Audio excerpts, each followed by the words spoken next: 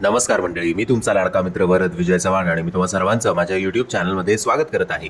मंडळी, जुनं फर्निचर या सिनेमाला रिलीज होऊन आता 12 दिवस झालेले आहेत आणि त्याचबरोबर नाच ग घुमा आणि स्वरगंधर्व सुधीर फडके या सिनेमाला रिलीज होऊन आता 7 दिवस झालेले आहेत आणि आजच्या या व्हिडिओमध्ये आपण या तीनही सिनेमांचं बॉक्स ऑफिस कलेक्शन बघणार आहोत. बट हे बॉक्स ऑफिस कलेक्शन ऐकण्याआधी एक जेंटल रिमाइंडर की हे कलेक्शन खरं असेलच असं नाही, कारण मराठी सिनेमाला कुठल्याही प्रकारचा ट्रेड ॲनालिस्ट नसतो. सो असं धरून चाला की कदाचित जास्तच या सिनेमाने कमवले असतील. एनिवेज, सर्वप्रथम आपण येऊया जुनं फर्निचर या सिनेमाकडे. जुनं फर्निचर काही केल्या बॉक्स ऑफिसवर जुनं व्हायचं नाव घेत नाहीये.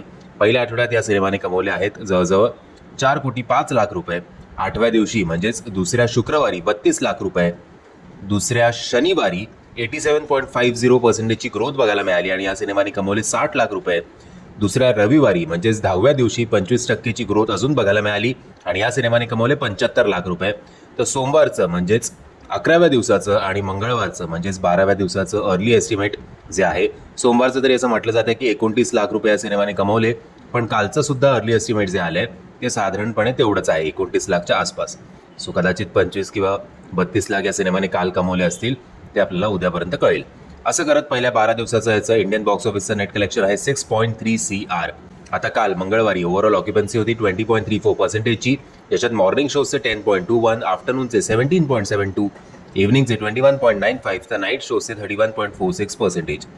टेरिटरी वाईज बघायला गेलं तर काल मुंबईमध्ये ऑक्युपन्सी होती 20%, पुण्यामध्ये 28.50, नागपूरमध्ये 11.75, संभाजीनगरमध्ये 12.75, कोल्हापूरमध्ये 17, नाशिकमध्ये 16 तर सांगलीमध्ये 12.33%. नाच ग घुमा या सिनेमाच्या कलेक्शनकडे येऊया. पहिल्या दिवशी बुधवारी या सिनेमाने कमवले होते 2,15,00,000 रुपये. गुरुवारी दुसऱ्या दिवशी 80 लाख रुपये.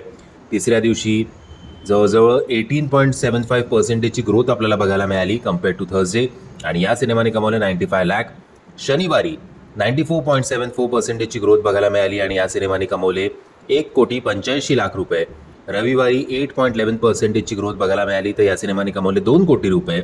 सोमवारचं आणि मंगळवारचं दोन्ही रफ डेटा अजूनही आपल्यासमोर आहे. सोमवारी -66.50%चा ड्रॉप आपल्याला बघायला मिळाला, जो की एक्सपेक्टेड आहे कारण वर्किंग डे होता. पण तरीसुद्धा असं म्हटलं जाते की या सिनेमाने सोमवारी कमवले असेल साधारणपणे 67 लाख रुपीज आणि काल साधारणपणे 75 लाखच्या आसपास या सिनेमाने कमाई केली असेल. असं करत पहिल्या आठवड्याचं 7 दिवसाचं याचं कलेक्शन आहे 9.16 CR. सो कदाचित त्याचं लाईफ टाईम कलेक्शन 15 ते 20 कोटीमध्ये जायला हरकत नाही असं आपण म्हणू शकतो. या विकेंडला पुन्हा एकदा हा सिनेमा चांगली कामगिरी करेलच, कारण दुसरं अजून काही मोठं कॉम्पिटिशन नाही आहे. नाच ग घुमा याची ओव्हरऑल ऑक्युपन्सी होती काल 18.26%ची, ज्याच्यात मॉर्निंग शोजचे 9.10, आफ्टरनूनचे 18.58, इव्हनिंगचे 22.24 तो नाईट शोजचे 23.13%.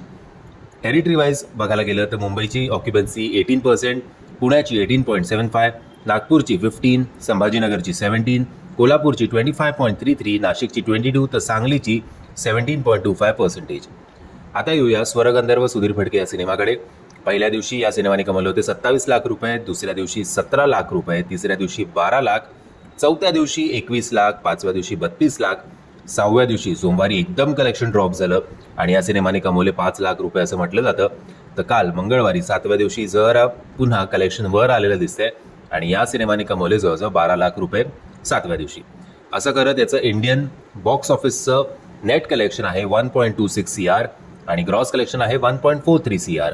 सो हे 3 मराठी सिनेमांचं बॉक्स ऑफिस कलेक्शन मी तुमच्यासमोर प्रेझेंट केलं आहे.